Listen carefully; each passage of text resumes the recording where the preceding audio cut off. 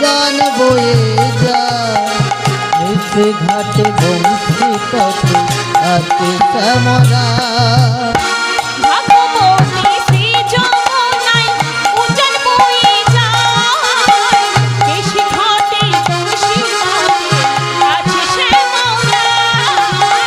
ভাগ্যবতী যমুনা উজান বয়ে যায় নিচে ঘাটে বংশী তটে আছে শ্যামরা।